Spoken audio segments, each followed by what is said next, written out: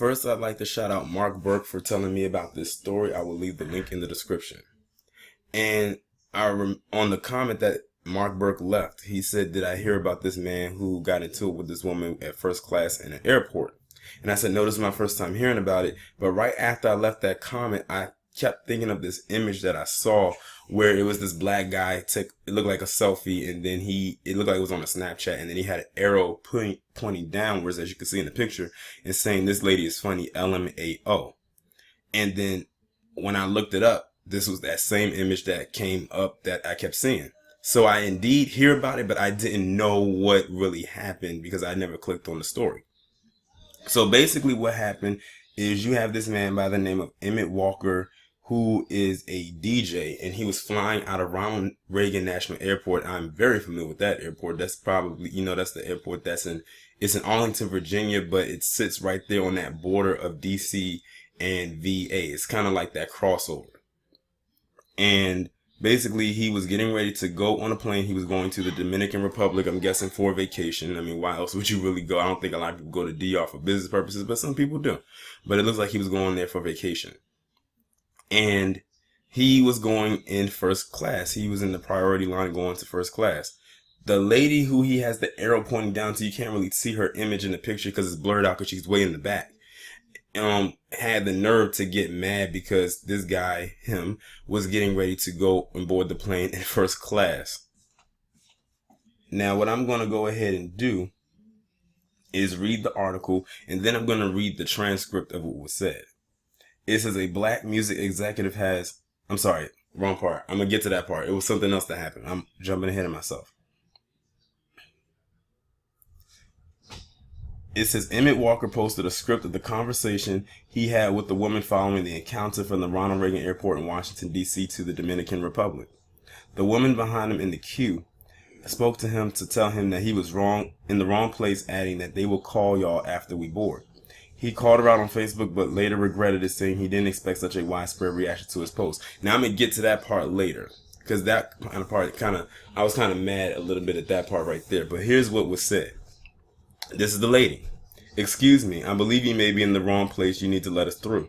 This line is for priority boarding." He said, "Priority meaning first class, correct?" She said, "Yes. Now, excuse me, they will call y'all after we board." See how she tried to immediately throw this black man into the peasant category? They will call y'all after we board. Okay, it says, he said, "Shove first priority class boarding pass in her face." Like, he actually took the boarding pass that he has and like put it up in her face. Like, here, this is proof right here that I'm not trying to just get in this line and try to sneak in first class. He says, "You can relax, ma'am. I'm in the right spot. Been here longer, so you can board after me." Her, and it says she still won't let it go. "He must be military or something, but we pay for our seat, so he still should have to wait." And this is when he came back with the clap back. He said, "Nope, too big to ever be in anybody's military. I'm just a nigga with money." And then it says everyone waiting in line starts to clap. Now, it says here's what he said after the post went viral. "When I posted that on Facebook, I didn't expect all of that to come from it. According to his Facebook page, it got shared or reposted over 100,000 times. I think I read somewhere it says over 670,000 times."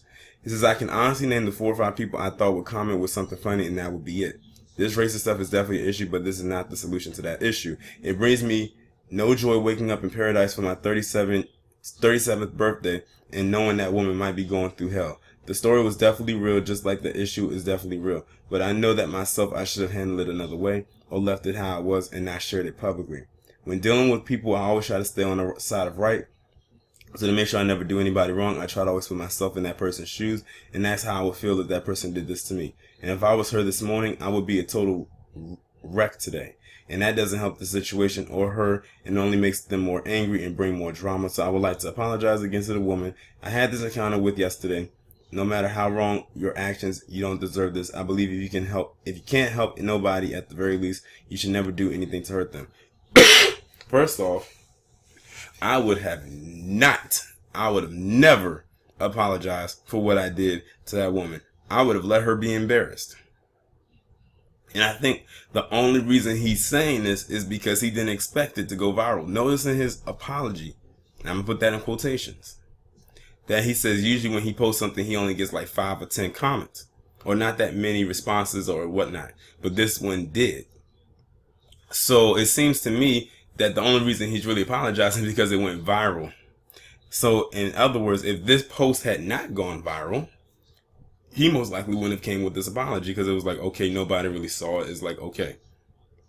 But because it got shared worldwide and now everybody sees it, could you imagine if there was a video attached to it? Because there's actually like no recording of this happening. It's just a transcript of what was said, and he remembered what she said and what he said, and then posted it, the Snapchat, to his page and let people know who the woman was, but you still can't really see her face. But me personally, I would not have apologized. She got what she deserved, and that's that. This is just the week of clapbacks. First, Sharon Reed had to clap back on air to that Kathy Ray chick, who's probably a hick with one tooth, for saying that she's race baiting.